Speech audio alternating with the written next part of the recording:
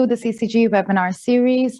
Today, our topic is Decoding the Ukraine Crisis, History, Identity, and Ambition. CCG is dedicated to helping our audiences, our viewers, and people who follow us worldwide understand the CCG webinar series. Really get into the today, our topic is, and today our topic is not any different. Earlier this month, we did host another conversation, another webinar, also discussing the Ukraine crisis. At that time, a week had passed, and today over a month has passed. So in many ways, I think the context remains similar. There's a lot of inconclusiveness as far as diplomatic efforts are concerned. We are in a divided world, and it's becoming increasingly divided. That's something that concerns so many of us. Hopefully, in today's conversation, we can address how that divide can be bridged. And of course, now we also have a very serious economic crisis. Food prices, fuel prices worldwide are increasing. So this is a topic of grave significance. And as we discuss this issue, the Ukraine crisis, through the lens of history, identity, and ambition, and we try to understand the consequences on the domestic fronts, global as well as economic, on people and politics alike. I'm very thrilled and pleased and grateful to be joined by three experts: Professor Anna Vassilieva, who is Professor of Russian Studies at Middlebury Institute of International Studies of Monterey. And our discussants are Professor He Wei-Wan, CCG Senior Fellow, and Andy Mock, CCG Senior Fellow. The format will be 10 minutes interventions by all three of our speakers, and then we open up a discussion. We encourage you to share your questions, queries, comments, and also help you understand what's happening in a better way.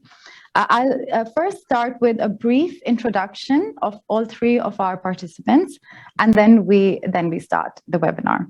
So Professor Anna Vassilieva is a professor at the Middlebury Institute of International Studies at Monterey. She heads the Russian Studies program and also is the founding director of the Monterey Initiative in Russian Studies. Her expertise include contemporary Russian politics, US-Russia relations, among others. And she also produced the ambassadorial series, the Bridge podcast series, which is Geopolitics on the Move. Professor Vassilieva is an author, translator, and editor. She has written, translated, and extensively and widely in both Russian and English.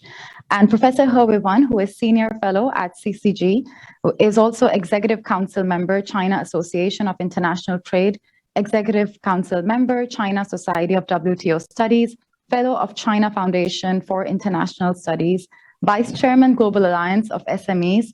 Previously, he held a Deputy Editorial-in-Chief position of International Business Daily, Economic and Commercial Counselor at Chinese Consulate General in San Francisco and New York.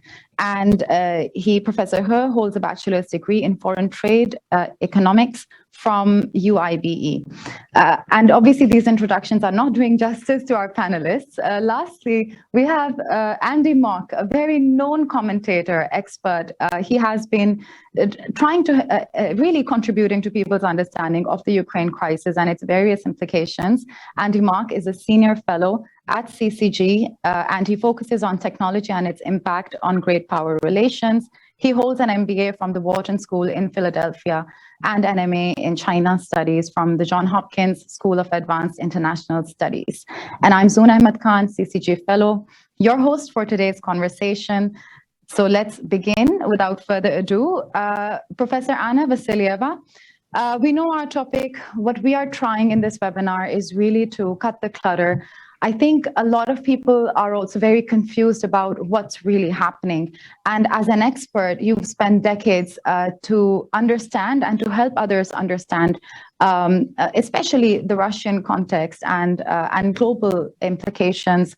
Let's start with you. 10 minutes, what you think people need to know, and what is the impact really domestically on Russia? Thank you very much for your kind introduction, Zoon. Hello, greetings to my dear colleagues and all the guests of this webinar. It's an honor and pleasure for me to be with you and particularly work with your organization as our partner organization. It is very difficult for me to talk about this subject. I'm a native Russian. My country is at horrible war. You know, there are atrocities that are shown here in the United States. I've been working in the United States for 30 years. And as a human being, when watching what the American media is showing and watching the discourse and the horror of destruction, makes me go back to my genetic memory of terrors of war that my parents, who are survivors of the siege of Leningrad during the Second World War II, have been through, and that whole discourse. But the thought of the fact that this is a Russian invasion, that these are Russian soldiers, you know, that these are Russian military leaders who are inflicting this destruction, this human horror, this exodus of women and children, the destruction of cities, of something that was considered to be not just a neighbor, but a brotherly nation when I was growing up and living in the Soviet Union is incomprehensibly difficult. So forgive me for the emotion. And I really believe that it is very difficult to rationally analyze because nobody really knows what is happening except for those facts on the ground. We can see through satellite imagery the movement of troops. You know, we can assess the, again, through satellite imagery, the scope of destruction. We can count the refugees. We can feel what they feel, but to put it in the framework of a classical political science analysis is very difficult. There is a lot of speculation, and you know, so many of my colleagues now try to publish, try to give interviews. You know, it's this rush to be heard. And I ask the question as a woman, as a mother, as a daughter of people who survived the war, you know, the monstrous war of the 20th century. I ask myself, where was I 2 months ago, 3 months ago, half a year ago, when this war could have been prevented? Where were all these colleagues of mine now who are, you know, talking about the destruction, when they could have presented the analysis? They could have presented sets of recommendations that would have made this, that would have prevented this war. These are the questions that go through my head. And so today's very short introduction of my thinking will be not about the classical discourse that may be expected from me, you know, through this forum at the moment, because it's just really very, very difficult for me to assess. But I can talk as a citizen, I can talk as a Russian about what's happening in Russia now. Again, from what we hear from friends, from colleagues, from what we read in sociological discourse, you know, from what we hear from journalists. So as number one, and then I can talk about my fears, you know, and then as I can explain why I'm afraid of what I'm afraid. So just to give a short assessment, let me tell you that Russia is as divided as it has never been divided, you know, and not in the last 100 years. And the division is fascinating because although it is divided, and again, it's very difficult for me to give you sociological data. That last one I saw of support for President Putin's action was about 70%. But I don't know whether people are sincere when they give these answers. Do they really support wholeheartedly what is called the special operation in Ukraine? Or are they afraid to say that they don't support and they just you know, protect themselves by those responses? But it is obvious that there is a large proportion of Russian population who do support the so-called special operation, what is called the war here in the West, and they are as consolidated as they have ever been. And the consolidation is because they are explained through state media that this is the chance for Russia to survive in dignity, you know, in dignity, because the way the explanation of the special operation is built is that there was no other choice, there was no alternative to the invasion, that the West has been preparing this attack on Russia, the West has been preparing the destruction of Russia for decades, and so at a certain point it became unbearable, and here there is this special operation. And when people only are locked into the state media and the very emotional buttons that, the emotions that are triggered that deal with World War II, the memory of which is very much alive in Russian society. We get that very consolidated part behind President Putin, of people who are saying, yes, we are prepared to be poor. We are prepared to be in isolation, but we believe that the special operation is a just operation. So on the other hand, we have, again, difficult to assess. I mean, we have now tens of thousands of refugees, of intellectuals, and we have, I'm sure, tens of thousands of domestic refugees, internal refugees, of people who cannot leave the country. They disagree with the special operation, but they are afraid to leave because their all elder parents are in the country, because their children are there, because their roots are there. And they're saying, we are Russians, we disagree, but we cannot leave. And how are we going to measure and how are we going to assess and analyze that silent part of the population of those who cannot flee abroad? Let's remember, only 20% of Russian citizens have foreign passports, and it's not that easy to run now. It's where do you go if you have no money? Your savings disappeared. Ruble, is not worth anything. Many save their money in dollars. So it's a disaster. But again, Russians are correct when they say we can't tolerate poverty. Poverty is not going to break us as long as we have an ideal, as long as we have the leadership. And this is where there is a problem, because you cannot build your leadership on suffering of others. It doesn't matter. We are in the 21st century. This barbarism, the suffering, the usage of weapons, and it's not just the Russian context. I'm talking about wars in general, should not be happening.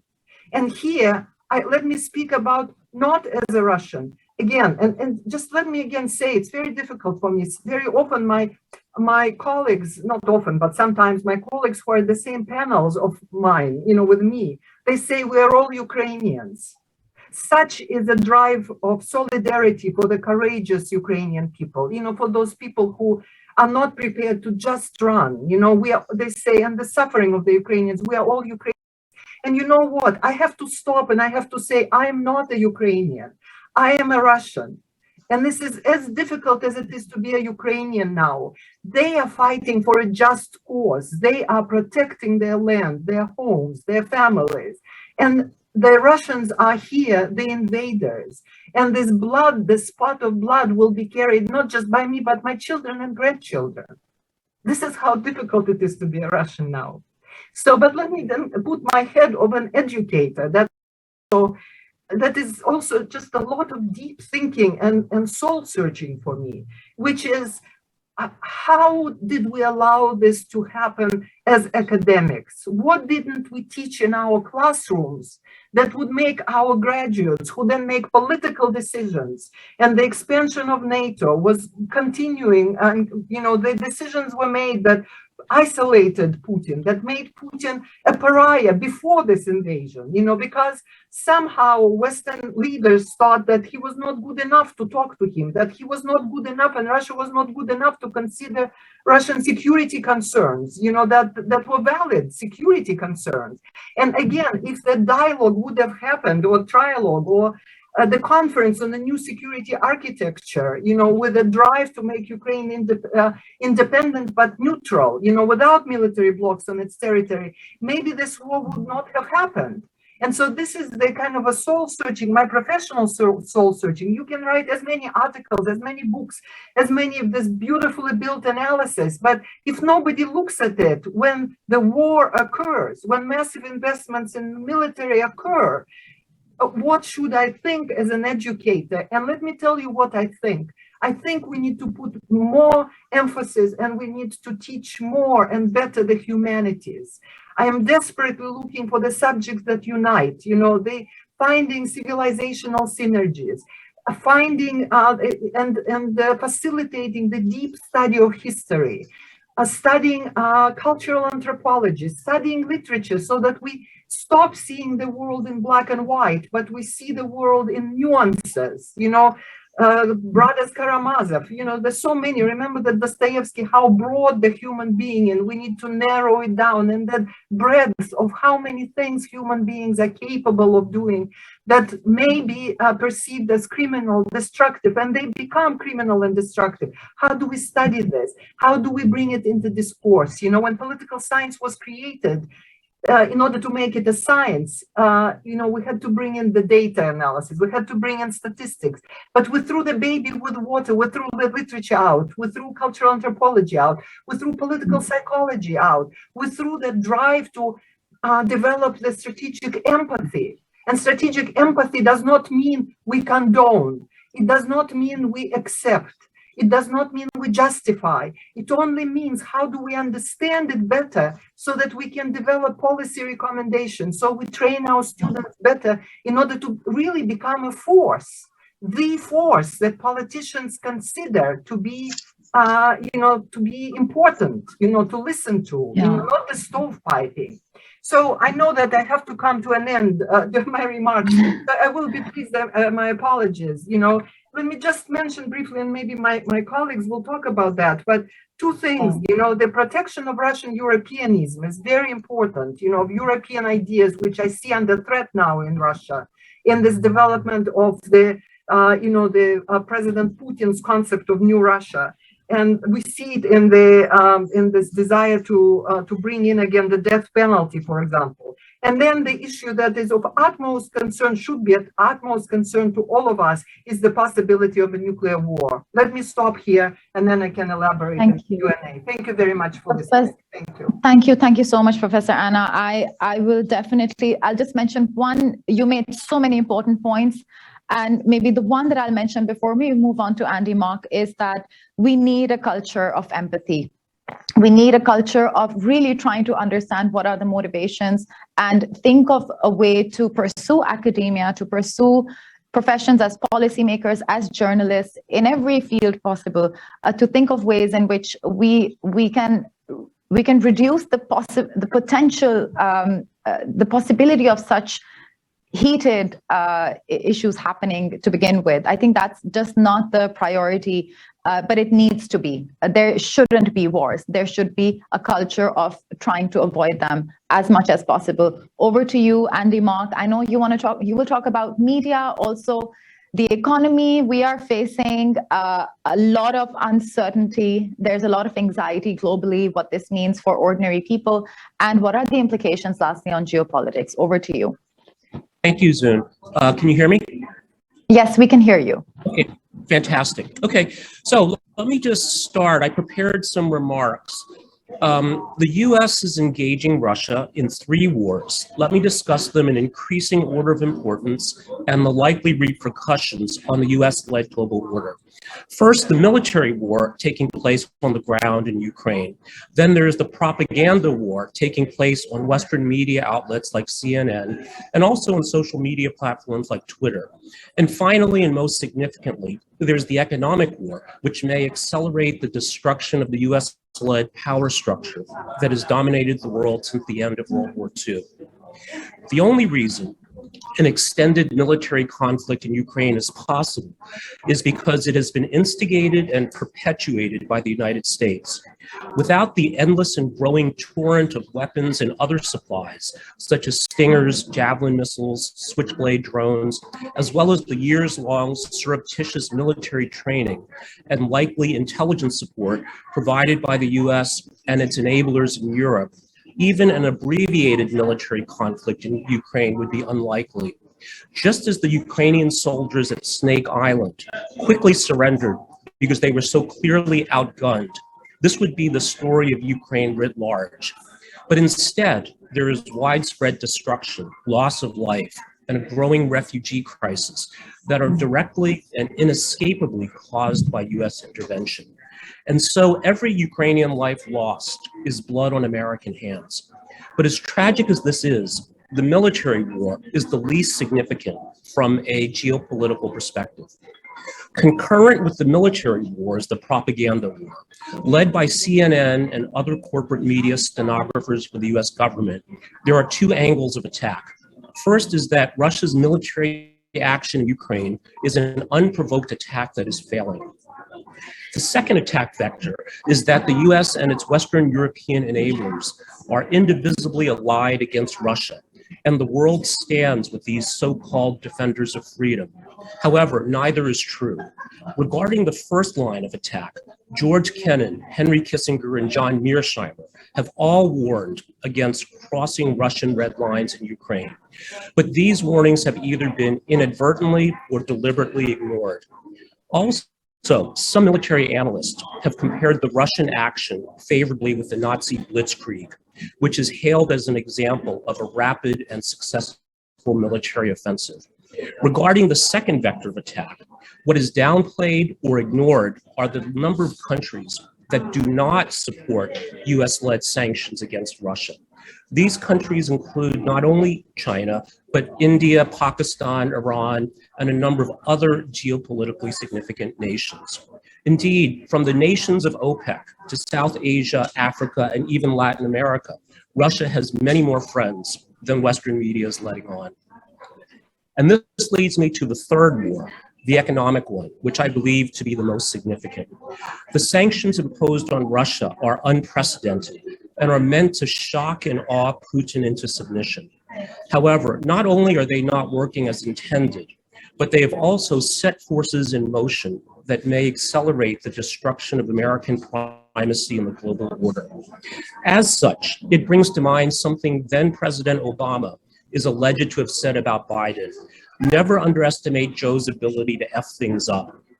Specifically, freezing Russian central bank assets has shown the world that the US is not only an unreliable political actor that can engage in 180-degree policy shifts driven by the four-year presidential election cycle, but that its stewardship of the global financial system not only is suspect, but now demonstrably untrustworthy.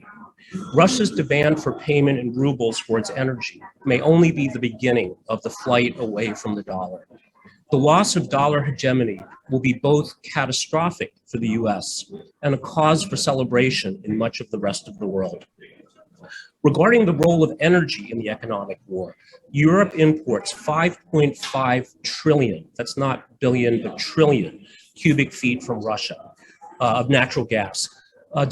Disruption of these supplies and even significant price increases will be disastrous for Europe, especially as the year progresses and cold weather returns. And this may be the seismic fault line that shatters the unity of the US-led coalition against Russia in irrevocable ways.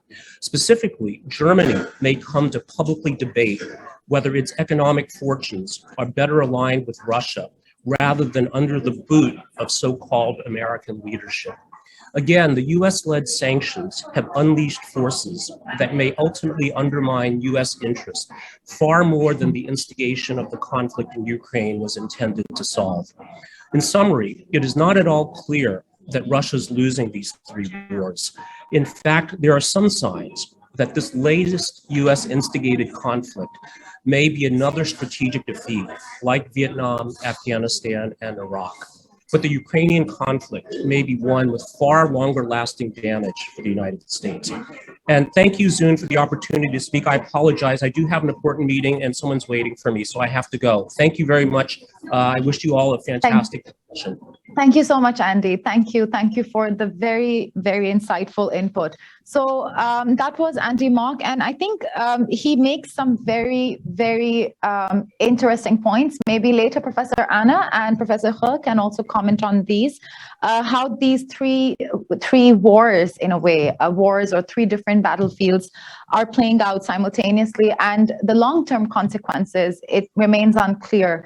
And it is definitely not very clear that Russia will be the one emerging weaker necessarily. We do see that especially countries in the global south are not on the same page. But that said, the most important point is, I think one of the most important aspects that he touched upon is how ordinary people are paying a massive price, whether they are in Russia, whether they're in Europe, whether they're in the US, and the weaponization of the dollar has harmed a lot of people and can have dire consequences. Now, Professor Herwewan, over to you. I know that at CCG, we have recently published a very important report on Ukraine, on the implications of the unfolding events. So if we could learn more about this report from you, and also your take on where we stand today globally in terms of the economy. Okay. Thank you. Thank you very much. And I also appreciate very much, learned quite a lot from the presentation by Anna and by Andy. I would like to give a brief of the recent CCG report and a few remarks by myself. Only 10 minutes, so very short. And the report, entitled The Ukraine Crisis and its Impact on World Economy and on China. It was released on March the 17th, a week ago. So it's only an initial report for the first phase, because it needs to upgrade it with the developments go on, because the situation changes very fast every day. Just like IMF, which publishes and updates its World Economic Outlook every 3 months. I believe in a few months we have to update this report. So this report contains 4 main parts. The first part is the economic implications of Ukraine crisis in the world.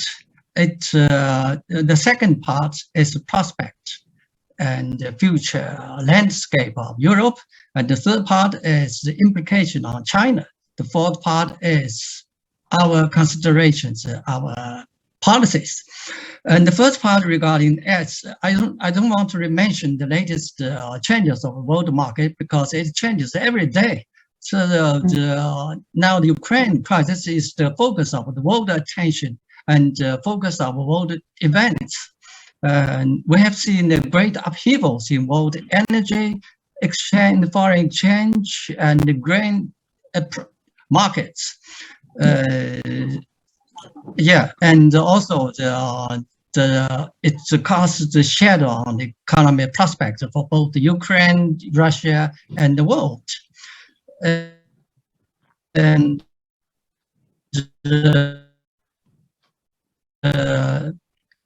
they are the supply chain. The crude oil supply for this year, the whole world would be around 3 million barrels per day in short supply. So the Ukraine crisis will simply aggravate it. And the high rocking oil prices will most likely bring the world into another possible danger of recession, especially to the oil consuming countries. But it's still too early to forecast that. And the grain prices, I think the grain crisis is more serious than the energy crisis, because last year the world grain supply is also somewhat in a short supply.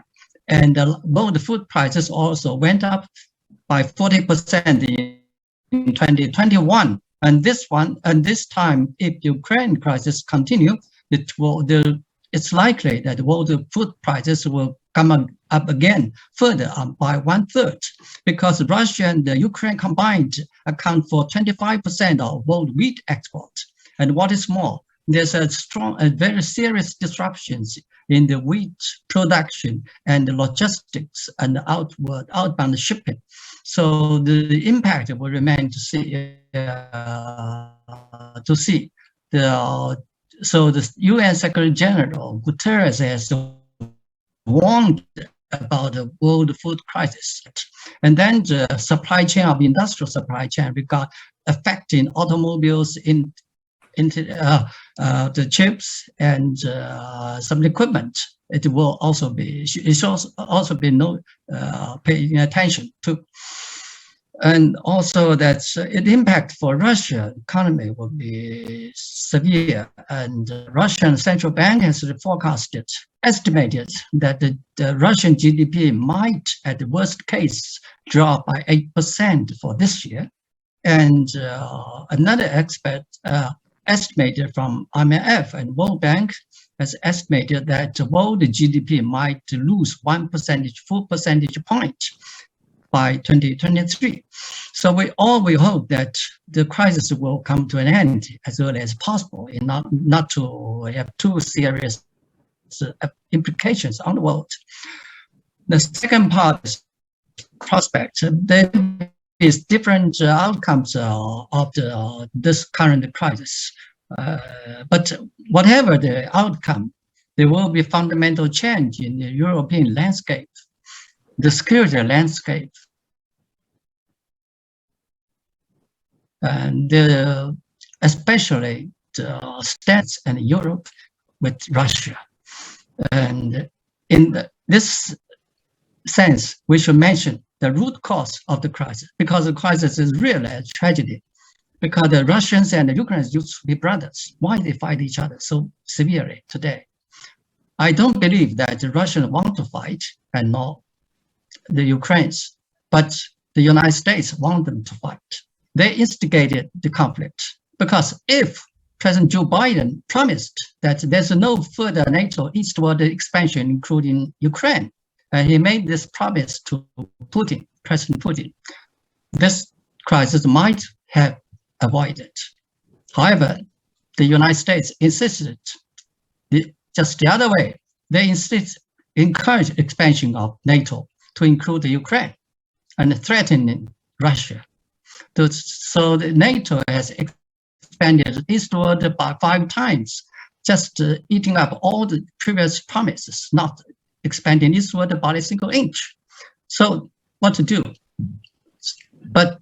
So when the war broke out, now we saw that just 4 days after the broke out of the conflict, that's February 28th, Russians and the Ukrainians sat together already for the first round of peace talk, and they went up 4 rounds, then suspended.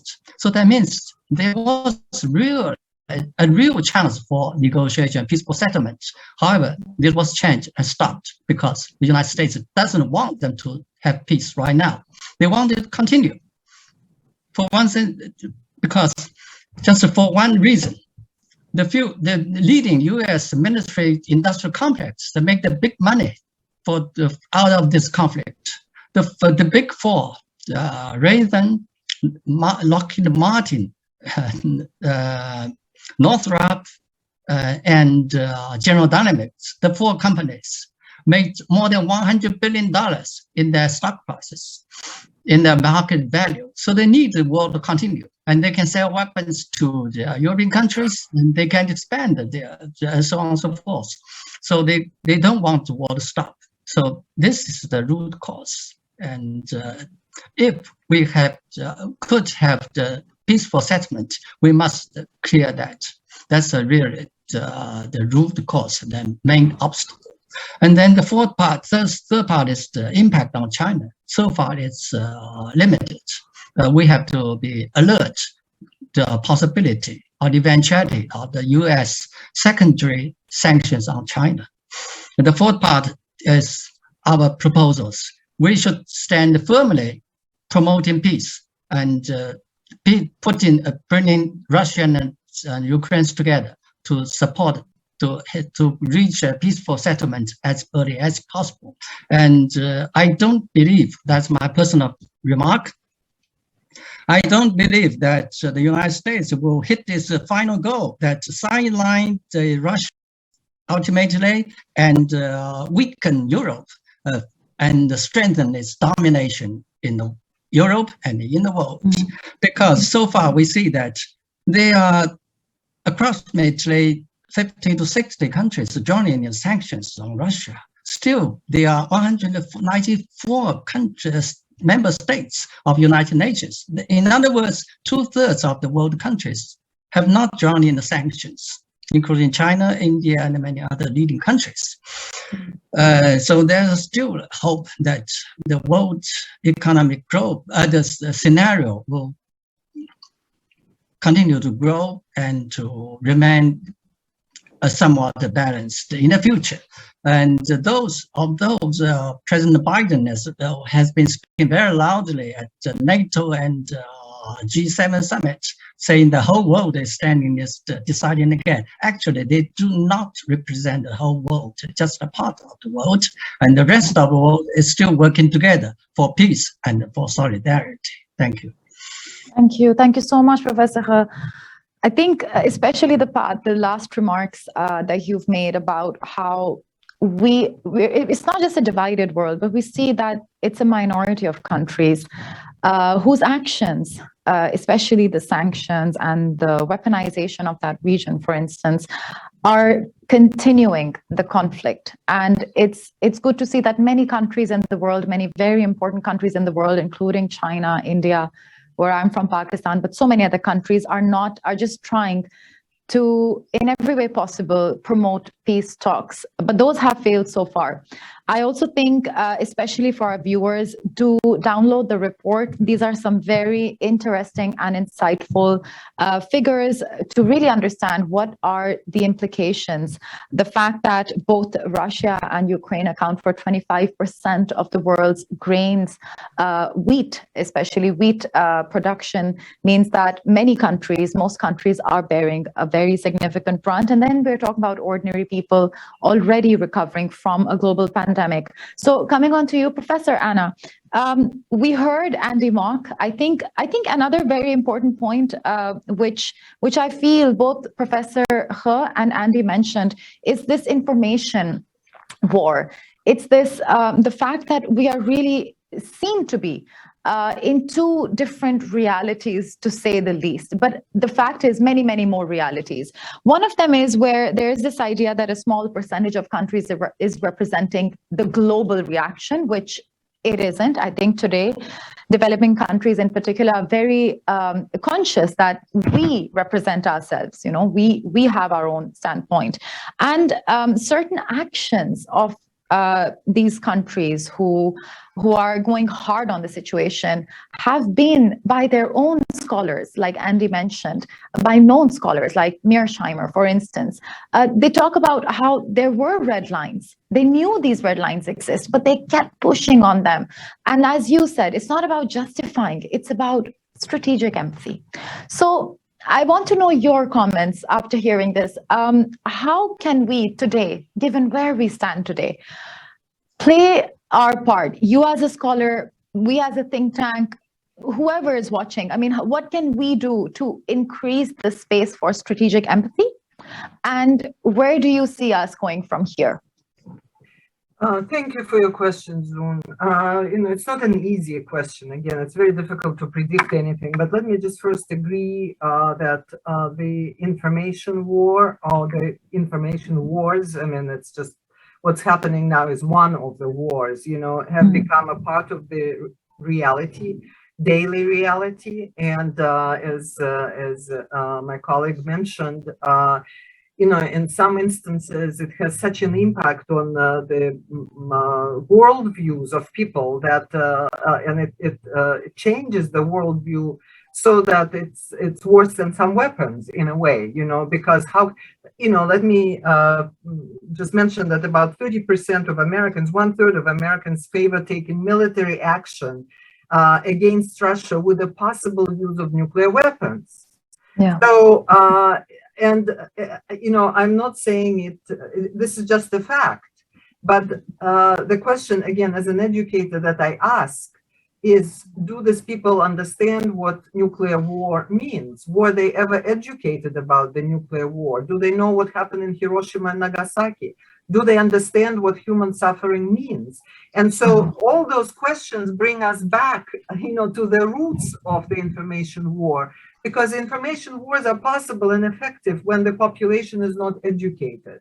You know, when people are not prepared to think for themselves and analyze. And it's not just American problem or Russian problem, you know, it's an issue of education in general. And so the study of not only how propaganda is created, but how it is effective and why is it effective is a very important thing. But for that, you need to understand history, psychology, and all those things that I have mentioned. And the fact truly that, you know, we cannot find commonalities or synergies because the discourse is so black and white, and it becomes so morally wrong to try to build a bridge, to try to explain.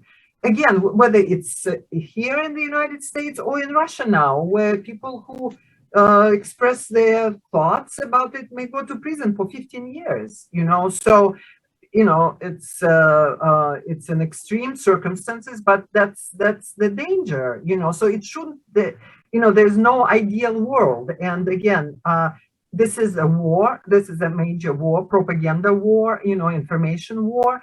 And I don't believe that our educational systems are ready to bring people into this independent thinking mode and the mode of peace. I raise this issue. When you look at the major American channels, there's no talk about negotiations, as if there's no solution to war.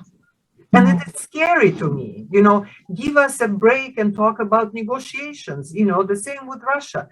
Let's see, let's analyze, I don't watch European TV. This is the time when China, when, the peace-minding nations should come together so that everybody would leave this conflict with saving face. That's the only way.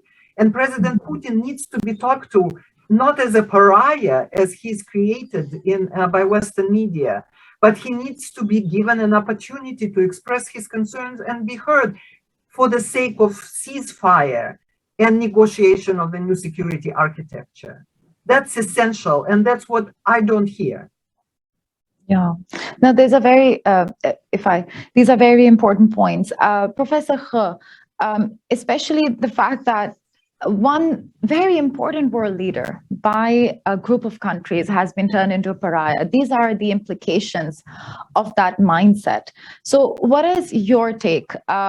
Professor Anna very rightly also points out, for instance, that it's the fact that people are not the education system, let's say, is broken, is not functioning properly. When people become so susceptible to these information wars, they become victims very easily. They're not able to analyze. These are some major causes, sources, because of which we see ourselves where we are in a very divided world in many ways. So I'd like to know your take on these 2 points. What can we do as a think tank, as individuals, to improve people's understanding of conflicts, of situations, and really make them understand what war means? It's nothing to glorify. It means suffering of ordinary people. Your understanding, your take on this. Oh, yes, of course. This is very important point. And I think the media sometimes creates history. And because of the media, public opinion of the world has been dominated more or less by the United States and Western countries. Their narratives describe the story, and it's making many people to believe, and they have the strong internet media so as to affect millions and billions of people in the world. The important thing is we have to create a new information exchange channels and the platform to tell the true story, to give the comprehensive description of the current event.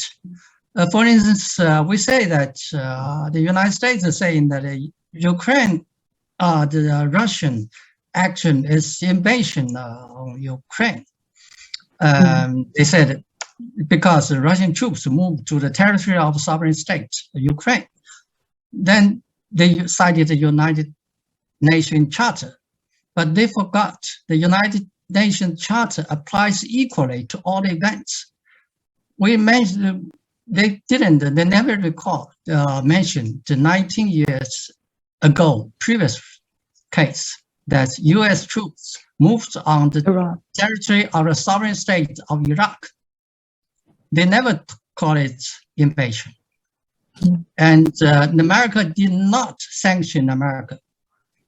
And still, 4 years before, in 1999, NATO bombed, and their missiles and bombs fell on the ground of a sovereign state, Yugoslavia. And they never call it invasion. and no sanctions on NATO was imposed by the United States. So the previous cases of exemption of sanction does not justify sanctions on Russia, and does not say that, if you only say the Russian invasion, but they never mentioned that the United States did invade other countries. So how they get you? Because the narrative just cut short, just to give the latter part. Not the That was an previous. intervention, they say. Yeah, It's also this is what intervention. there's a lot of They say criticism that coming out. they are fighting terrorists. Yeah, that's the main reason. And the International Court of Hague just wanted to put the case. Then the President Donald Trump said that they will sanction the judges. So that's their narrative. So the leading Western media narrative will follow that way. So giving people a distorted picture, and the people cannot get the true picture, cannot all the comprehensive picture. So what we do is to give the comprehensive explanation and the stories, and to convince people. And also we should be ready. We'll be glad to discuss with leading Western media. So with New York Times, with CNN, it's good. We would like to discuss with them. So I think think tanks have a great, now faced with the good, important missions now. We should do our best. I think today's conversation is one of them. Thank you. Really, I think it's very important, firstly, to call out hypocrisy. Again, as Professor Anna also said, it's not about justifying, but it's about understanding, trying our best to be objective when we think about recent history, events in the recent past. And double standards are definitely not taking us in a better place. So the other thing I want to point out is that it's ordinary American citizens also who suffer from these kinds of policies. Definitely. So, so at the end of the day, what we're talking about, all of us in this Zoom room, what we are talking about is a better world for ordinary people, regardless of they're Americans, Russians, Chinese, any part of the world. Professor Anna, I want to come to you with another question. There has been an unfortunate cancel Russia culture. From restaurants to academia, many ordinary people, many Russians, this issue of, a collective sort of guilt on Russian identity is folding out. So can you talk a bit about this, and what is the situation like? Because as I said, we are living in many multiple information bubbles. From your point of view in the United States, how bad is it? What's causing it? Thank you for this. Is a wonderful question, because let me actually, for a change, sometimes say something good about America. Maybe I live in Monterey. It's Monterey, California. It's 2.5 hours drive south of San Francisco. It's a beautiful, beautiful place where actually the Chinese fishermen were fishing for abalone, and it has what they call is heaven on earth, and it's heaven to me because it's very cosmopolitan. And we have people from all over the world here. And of course, I teach at the Institute of International Studies, Middlebury Institute. And, I was so touched by Americans, ordinary Americans, the ones who watch television, where Russia is completely, is portrayed in the worst possible light. And I'm a Russian, and they all know, and they reach out to me and they say, we care about you. How are you? How is your family? How are your parents? How is your family back in Russia? So, it's so extraordinary to me, this kind of a kindness. And that's the way it should be. That's the way it should be.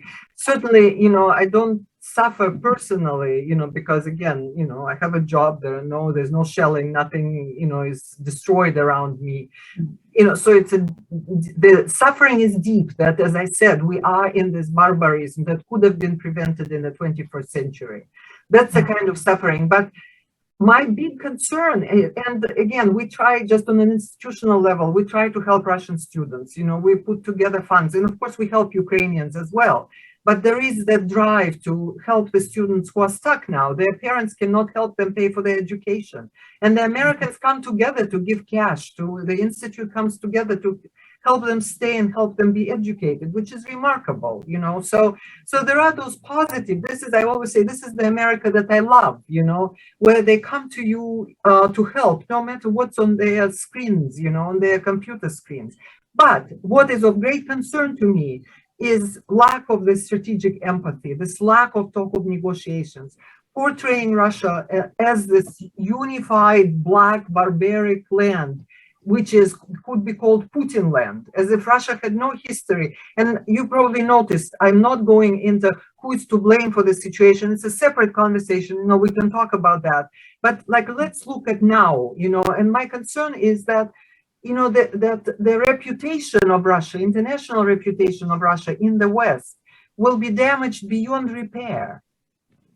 And I don't know what to do about it. I mean, we just have to be better teachers. We have to tell better stories. We have to, you know, we have to maintain the interest, healthy interest in Russia among our students, graduate students. But the destruction is such, the destruction of image, the destruction of reputation, that it will take years, you know, to repair in the West. And this is why what what my dear colleague has suggested, you know, we need to have a strategy of how do we build platforms where young people can talk to each other and transcend the politics of their state to get to know each other. That's what the task, directly, you know, not through the media, but directly, and respect each other and understand each other and practice strategic empathy. Professor Anna, a follow-up question on that. Yes, I also know that you are spearheading, you are leading an initiative for young scholars as well. You have been young international relations scholars from the United States, Russia, and China to meet, to have these dialogues, to understand each other. Can you talk a bit about that initiative? What were your insights? And do you think today that kind of an effort is even more important? Yes, thank you very much for this question. The initiative that you're talking about is called the Monterey Trialogue Initiative. This is the thought, I conceived the initiative last summer when, you know, I was in the middle of what is called the Monterey Summer Symposium on Russia, where I bring together the most brilliant Western graduate students and rising experts and create the curriculum for them, where we invite the top level experts to talk about Russia, about bilateral relations, international relations, so on and so forth. And so when listening to some of my experts, you know, there was a sort of a revelation when I thought, you know, we are not going to move forward unless it's a trialogue, because, you know, when it's a dialogue, people get locked in the misunderstandings, disagreements, you know, we are better than you, our politics is better than you, our system is better than you, and so on and so forth. But look, let's go beyond this war in Ukraine and let's think, we are facing the pandemic, you know, we are facing global climate change, you know, we are facing these truly global issues that have no precedent.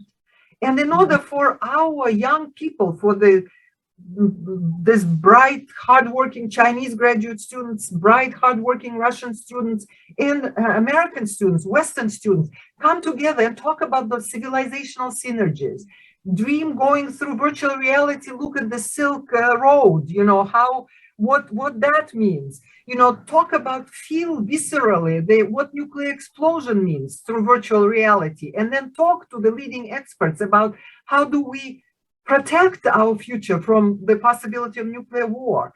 How do you experience the climate disaster? You know, what do we do? Let's talk to the top level environmental experts and let's make it a platform for the Chinese expertise, for the American expertise, for the Russian expertise, and let those young people talk to each other and again transcend politics so that they can embrace dealing with global issues together. That's the motivation. You know, hopefully we can implement it fully, but that's just the beginning. We really want to pull together resources and opportunities and use this beauty of new technologies that allow us to be in this virtual classroom and get to know each other. That's our future. It's not the war. It's finishing this war and teaching our students so this will not be repeated again.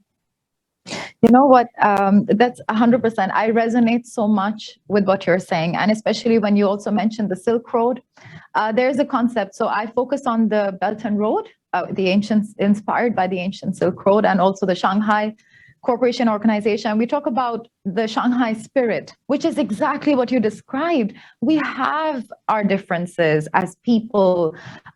We have long-standing issues, but at the end of the day, if we try to push people-to-people dialogue, better cultural understanding, respect each other, we will be focusing more of our combined collective energies to tackle issues that we face together, that we need to confront together. And that's something that definitely needs to be the next step forward. Professor He, we have about 5 minutes. Professor Anna really very eloquently and very effectively talks about how better dialogue, nurturing a culture of empathy among young people can play an integral role. I want to know from your perspective, you have had many very important positions. You understand global economy. You have lived in the US as well. Can you think about what policymakers can do? And from your perspective, what are the possible ways forward that are peaceful for this crisis? Well, thank you. And I just put it briefly that according to my experiences staying in the United States, working in San Francisco, both and New York, I think important thing is we go down to contact people and to meet with people as many as possible. And the second, we tell stories about China and about everything. We just convince them with facts and figures, with the true stories. And then we respect the others. Even if we don't share the same opinions, we respect each other. So I had over 60 media interviews and over 60 speeches and sessions during my stay in the US. And I found that if I tell stories and with the facts and figures and convince them with the facts, then we welcome their challenges, no problem. So I think this will be very good, helpful to bring the different opinions close and to make friends. And we should be good at telling stories, and we tolerate different opinions. And on the other side, we should also distinguish the media, the leading media, and the ordinary American people. The ordinary American people are really nice people. We can talk with them and make friends of them, and they are friendly towards you. So we should not be just misled by the media, wordings saying that the world is like that, America is like that, and China and Russia are like that. No, that's not the true world. We should get down to the grassroots and make friends as many as possible. And even if in China, we should make friends. We should talk with them. And I had very good friends in American media up to now. We talk, we do not share the same opinion, but we are friendly towards each other. I think this should be our right approach. Yeah, let me just add to it. Yes, Professor Anna, please. The way I teach, I always tell my students, countries are like people. And when you meet somebody at a cafe here, on Pacific Street in Monterey, you want to be liked. Exactly. You tell stories about yourself. You tell stories about your parents. You want to be liked. And this is how countries should be. And if there are some difficulties, you try to resolve them. It can be unpleasant. You may have to go to a psychotherapist. And that's what, the international organizations should do. But there has to be a spirit of working based on similarities rather than differences. Right now, all the discourse is fueled by differences, by conflicts. And what we can do as educators, as people who work, as academics who work with young people, let's bring them together on similarities, and let's bring the countries together on similarities so we can build a better world. Thank you, Professor Anna. Professor He, would you like to add anything to that? It was...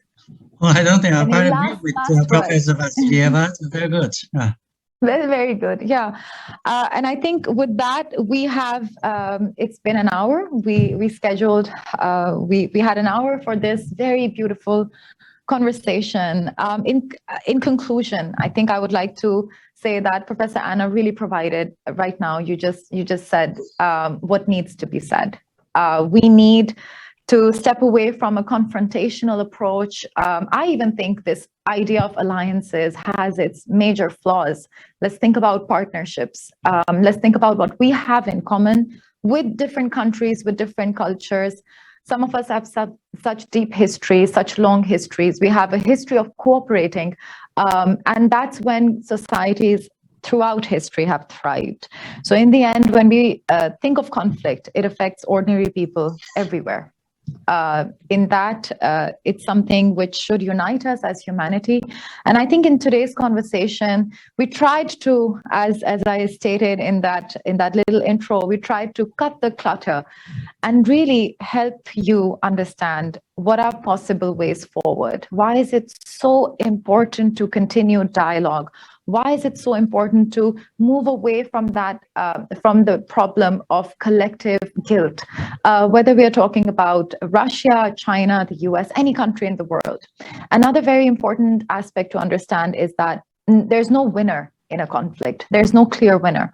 And as Andy, Professor He, CCG's report, and also some of what Professor Anna mentioned, there are no clear winners in this conflict either. Ordinary people are bearing the brunt.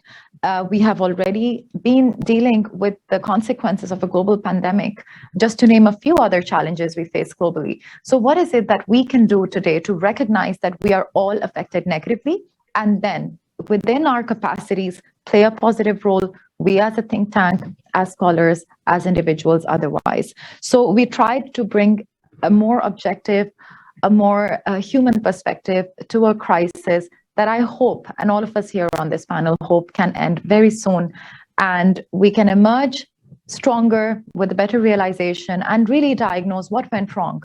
What should we be doing to make sure such conflicts don't occur and people remain safe and we work towards a common goal? Thank you so much, Professor Anna, Professor He, and Andy Mock. Until next time, goodbye from us. Thank you for being with us. Thank you. Goodbye. Thank you.